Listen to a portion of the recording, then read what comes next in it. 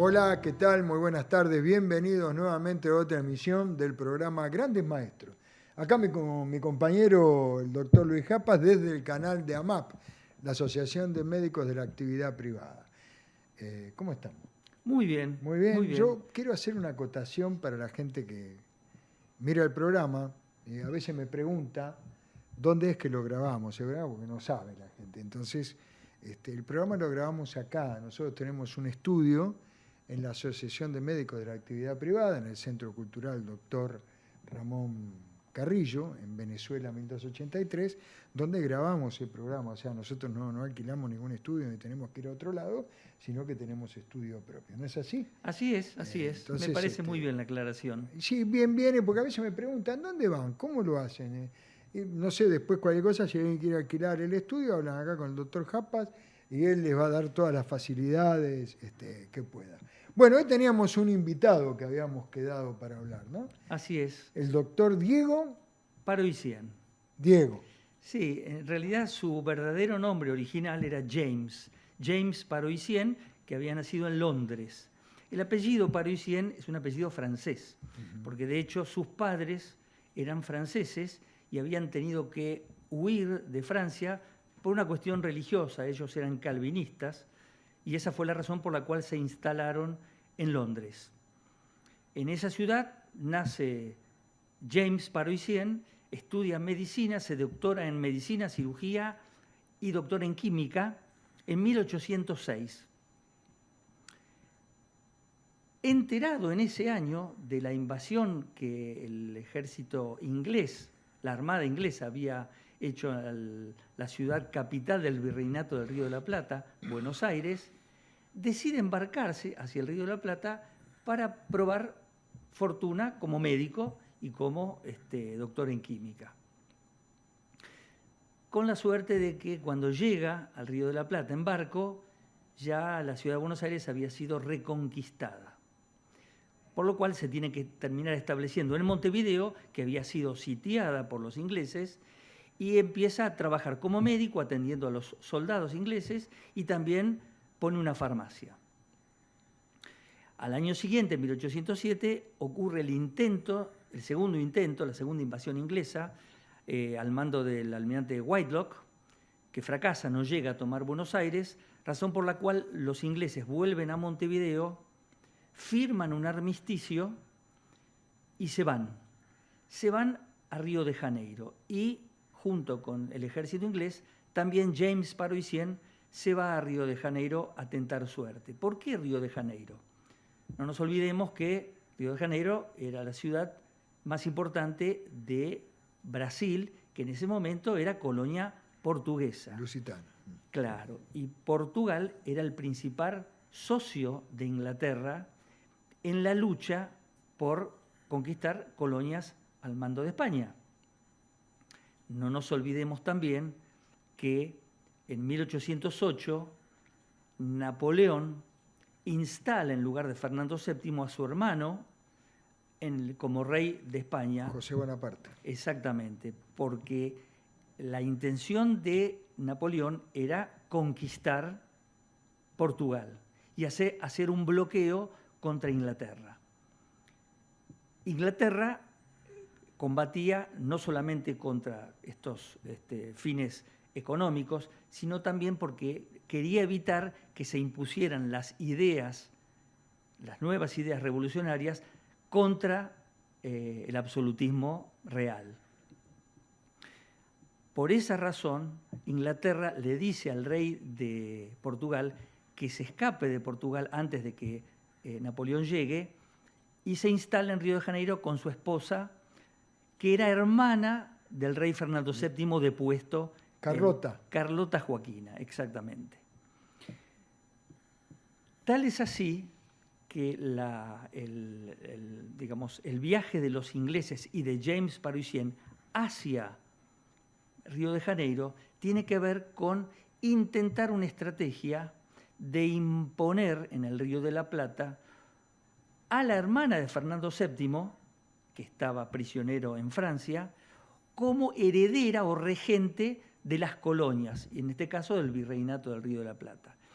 Y muchos de los porteños, estaban de acuerdo con esa idea, pensando que era una forma de mantener una regente, un referente de la realeza española, como conductores del Río de la Plata. Pero en realidad lo que quería Inglaterra era hacer negociados a través de esta movida carlotista para llevarse las cosas que España no permitía que negociaran las colonias con otras potencias. ¿Por qué? Porque no nos olvidemos que estaba una revolución en Inglaterra y necesitaban productos primarios para sus empresas. Cuando nosotros finalicemos el programa, Sí. sobre el final le voy a hacer un comentario sobre esta época que usted está mencionando y le voy a traer un presente la semana próxima porque veo que a usted le interesa. Bueno. Le voy a traer un libro específicamente que escribió un amigo mío, Ajá. cuyo título es ¿Quién mató a Mariano Moreno?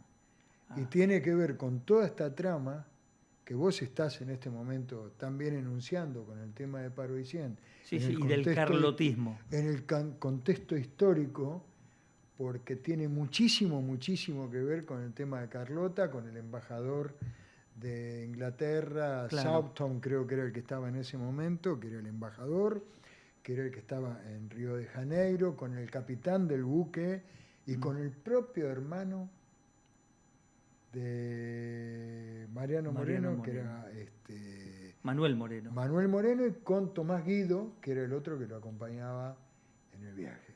Pero sobre el final le voy a hacer ese comentario porque me parece muy interesante. Sí, sí. Continuemos con nuestro amigo Paroicien. Te doy un dato más. Dentro de los carlotistas, que yo digo, eran gente que pensaban en mantener la primacía de la realeza española.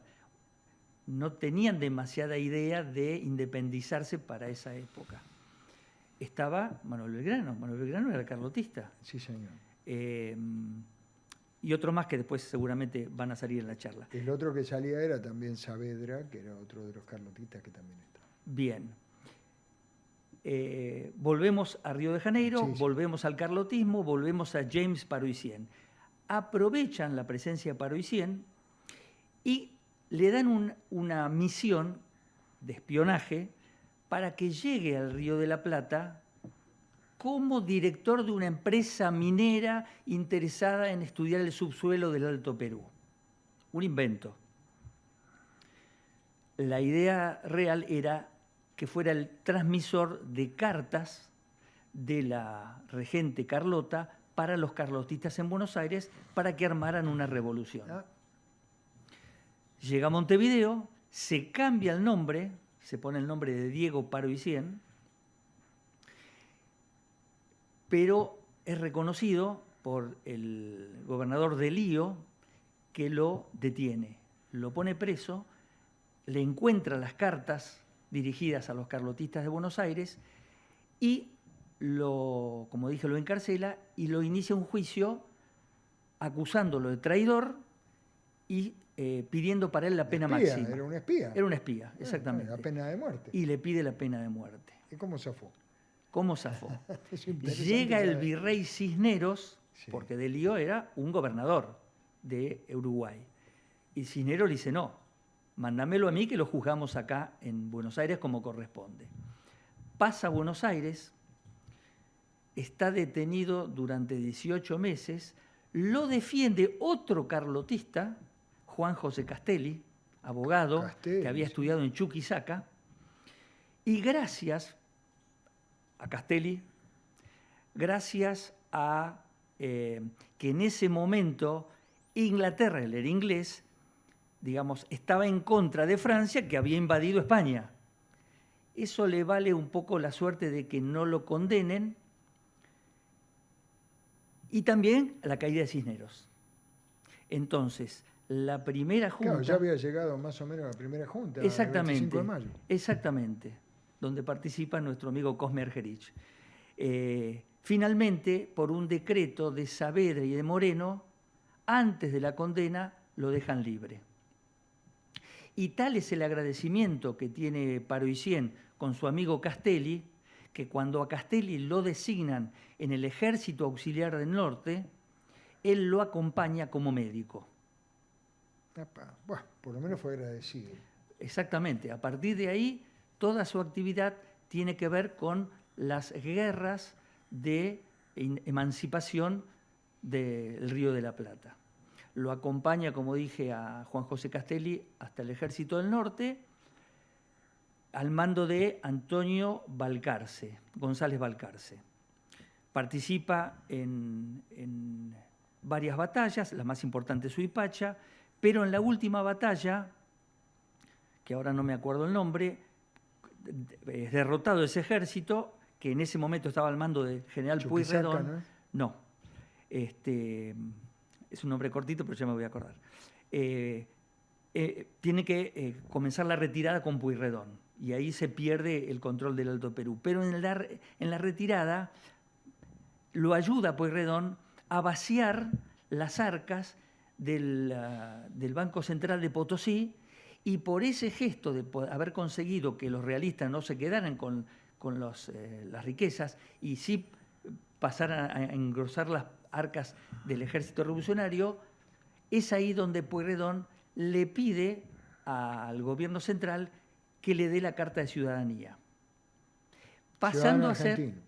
¿Cómo? Ciudadano argentino. Ciudadano del Río de la Plata. Del Río de la Plata en ese momento. Lo que es después confirmado por la Asamblea del año 13, con lo cual Parisien termina siendo uno de los primeros extranjeros naturalizados argentinos. Y ahí queda como Diego. Y ahí ya queda definitivamente como Diego Parisien. Muy bien, mire usted. Vuelve el Ejército del Norte, Pueyrredón le entrega el mando al segundo ejército auxiliar, Manuel Belgrano. Y ahí se hace el enroque. Parisien regresa a Buenos Aires con Pueyrredón y Cosme Argerich va al Ejército del Norte con Belgrano, como habíamos dicho, y participa de las batallas de Salta y Tucumán. Llega a Buenos Aires y el Estado Mayor del Ejército lo designa a cargo de, en Córdoba, a cargo de, ¿cómo se llama esto? La fábrica de pólvora. Exactamente, la fábrica de pólvora, donde está durante 3 años. En esos 3 años, ¿qué pasa? Después de las derrotas de Vilcapugio y Ayohuma, Belgrano le tiene que entregar el Ejército del Norte a San Martín. San Martín se queda 4 meses nomás, porque ya venía pensando en que el camino contra el virreinato del Perú no tenía que ser el Alto Perú, sino que tenía que ser a través del mar, cruzando la cordillera y por mar llegar hasta Lima. Como excusa o no, o razón de su estado de salud del general San Martín, pide permiso y se va a Córdoba a descansar, a la localidad de Saldán.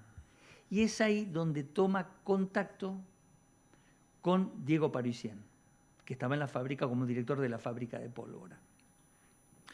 Posteriormente, San Martín es designado gobernador de Cuyo y ocurre un hecho, se produce una explosión en 1815 en la fábrica de pólvora. Y esto le vale a Parisien, como director, que otra vez lo sospechen como doble agente.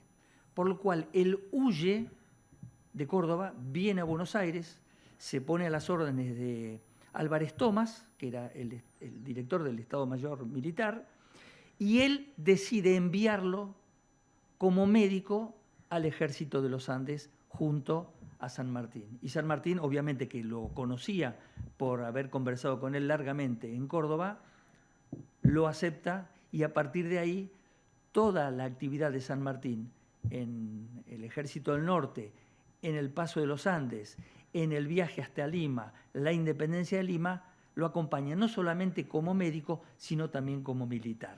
Bueno, vamos a hacer una cosa. Llegamos hasta la campaña de los Andes, más o menos. Antes del cruce. Bueno, vamos a hacer una cosa. Antes del cruce vamos a ir un pequeño cortecito para que usted se haga un té, se haga un mate cocido. Y sedimente todo lo que dijimos. Exactamente. Cuando volvemos, cruzamos los Andes. Vamos. Ahí está.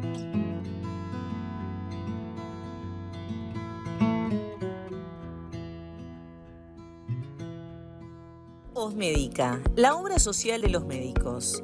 ¿Estás buscando una obra social que realmente entienda tus necesidades? Te invitamos a ser parte de Osmédica. Delegaciones en todo el país. Amplia cartilla médica. Centros médicos propios con tecnología de vanguardia y gestionados por médicos de trayectoria. Siempre cerca tuyo porque tu salud es nuestra prioridad. Súmate hoy mismo. Visita nuestra página web para más información. Encontranos en redes sociales como @osmédicaoficial.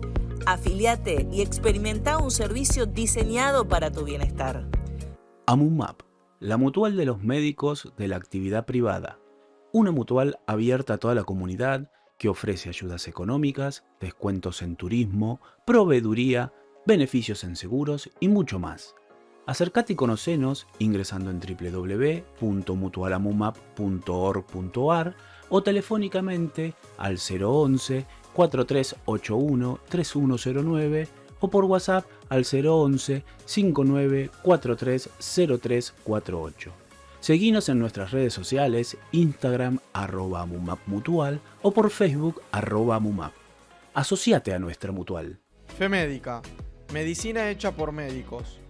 Cartilla con libre elección de profesionales, los más importantes centros de diagnóstico y tratamiento, cobertura odontológica en urgencias y tratamientos, internación, cirugías y terapia intensiva, urgencias clínicas y psiquiátricas, atención domiciliaria, descuentos del 40, 70 y hasta el 100% en medicaciones según el requerimiento. Contamos con nuestros propios consultorios y todas las especialidades requeridas. 0800 333 3308.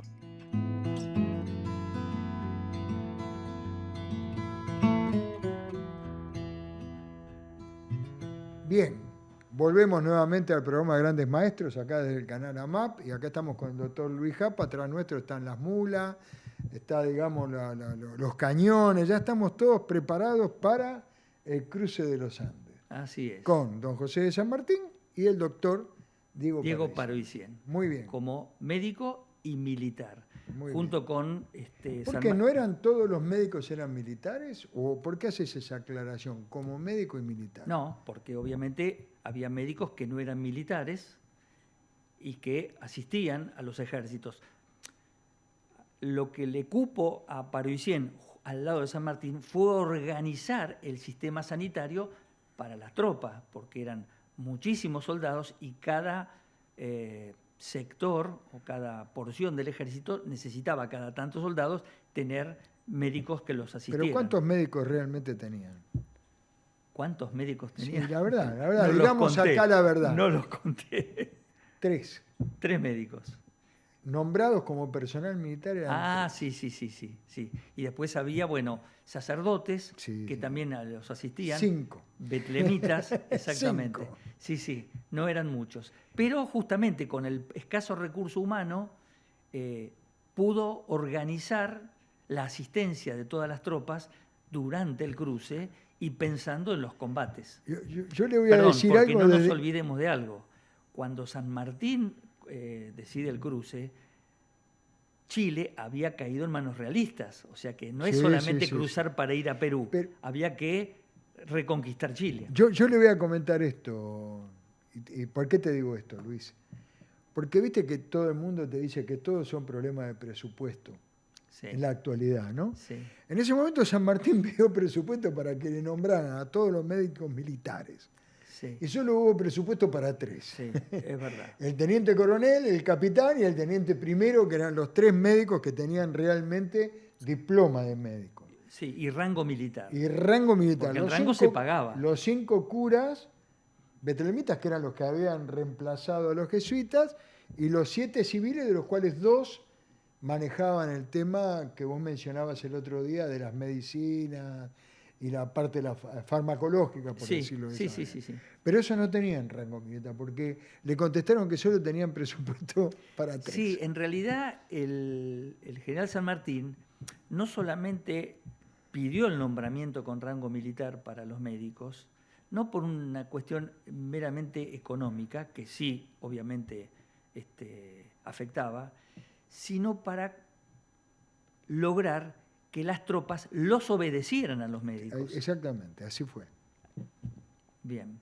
Para que les dieran bola, que no, evidentemente, si no figuraban con rango militar, las tropas eran más reticentes a Más darle rebeldes, bola a un civil. más rebeldes. Muy Pero bien. bueno, no se consiguió por una cuestión presupuestaria. Presupuestaria. Ya en ese momento, fíjese que ya en ese momento venimos con despelotes que tienen que ver con los presupuestos. Así O es. sea, nuestro país está asignado Sí. con el tema que pedimos un presupuesto y los presupuestos siempre determinan, digamos, acciones. Bueno, lo comentamos también en algunos de los programas anteriores, cuando dijimos que lograda la independencia del virreinato y San Martín desde Cuyo pide presupuesto para cruce de los Andes, libertar Chile y Perú, desde Buenos Aires le dijeron, ya está, ya somos independientes, ¿para qué vamos a gastar más plata? Esa respuesta. Muy bien. Bueno, sigamos con nuestro Bueno, amigo. participa junto a San Martín. En realidad el cruce lo hace con Soler, no lo hace con el regimiento comandado por San Martín. Llegan a Chile, participa en la batalla de Chacabuco, gana, eso le vale honores a Diego Parisien. Asciende a coronel ahí. Claro. Participa también, como médico y militar, en la derrota de Cancha Rayada, que gracias a la pericia del general Las Heras logra salvar a gran parte de la tropa y eso le permite rehacer a San Martín el ejército y al mes lograr el éxito en Maipú En Maipú. y la libertad de Chile nuevamente. Esto además, San Martín lo premia por su acción militar con unos terrenos en Mendoza, unas fincas en Mendoza, y O'Higgins también le da un rango importante en Chile. Decidido el viaje por mar hacia Lima, lo acompaña como edecán y como su médico personal. Tal vez en otro programa hablemos de las enfermedades de San Martín, por la cual siempre necesitó de la presencia de Diego Parisien.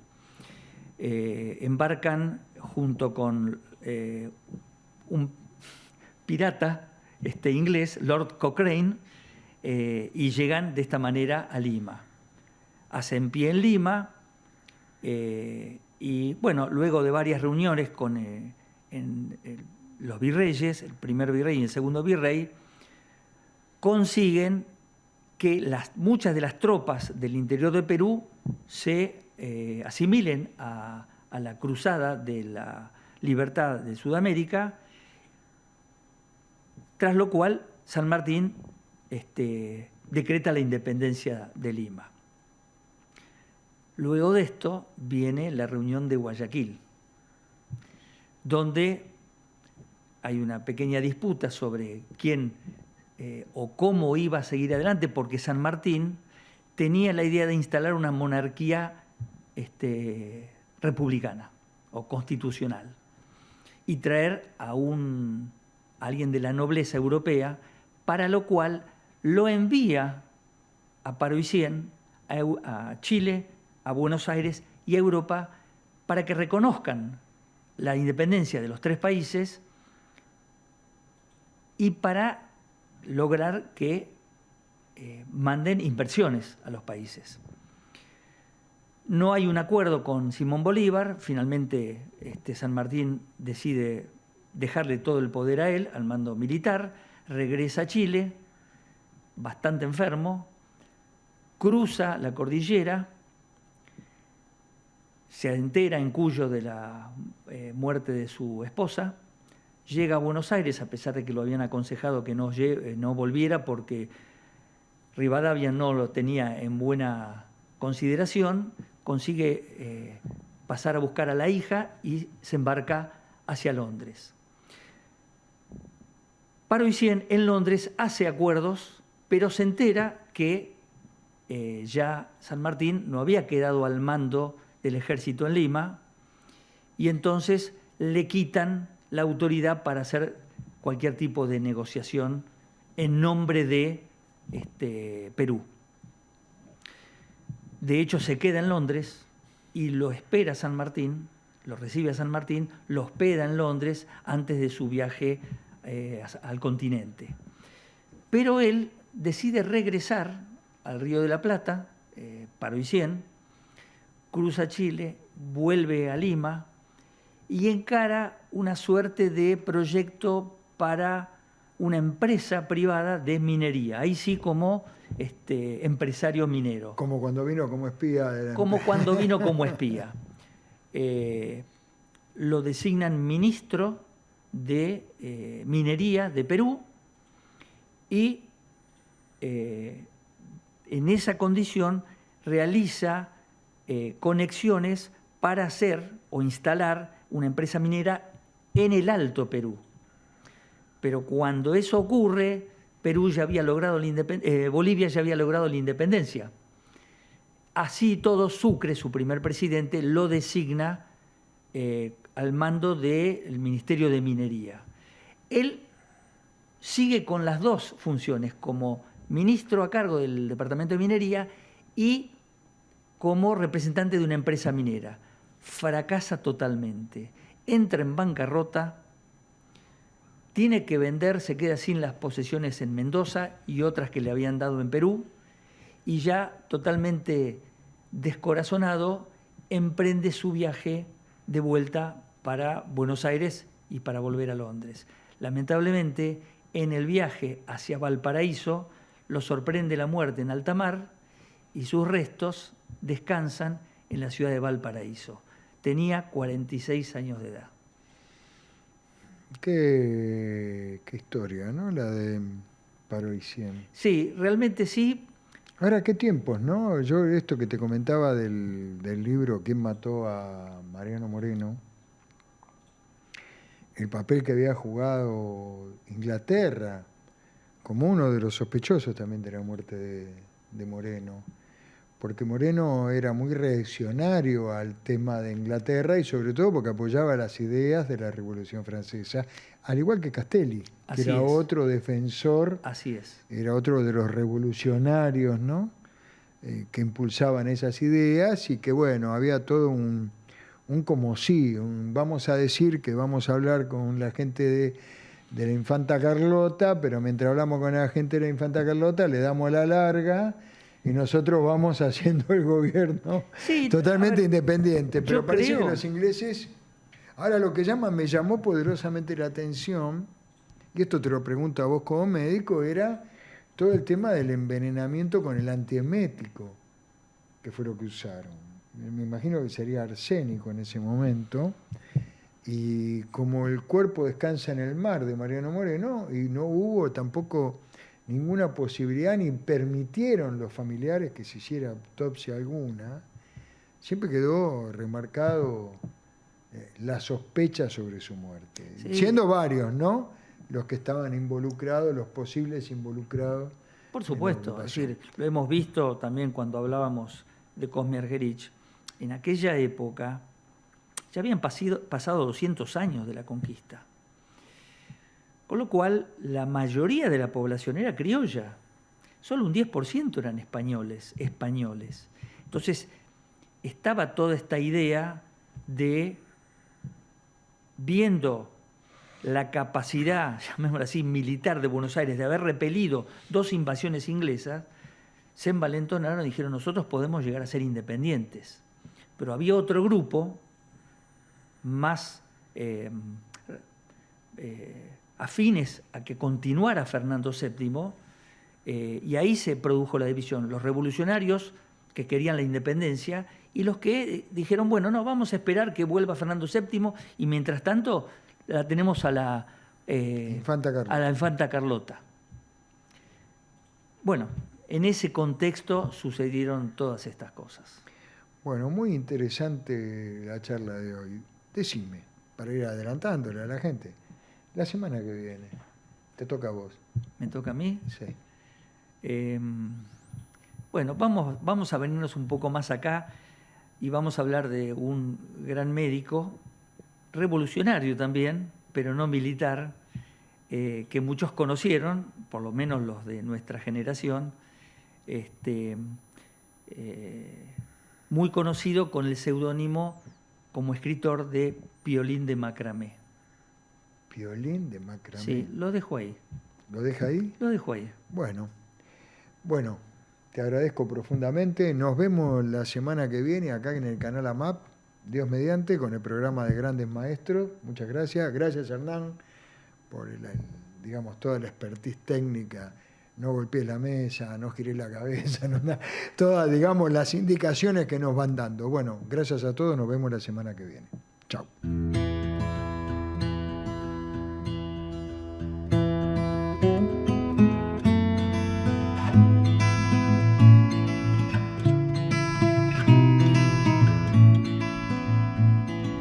Thank you.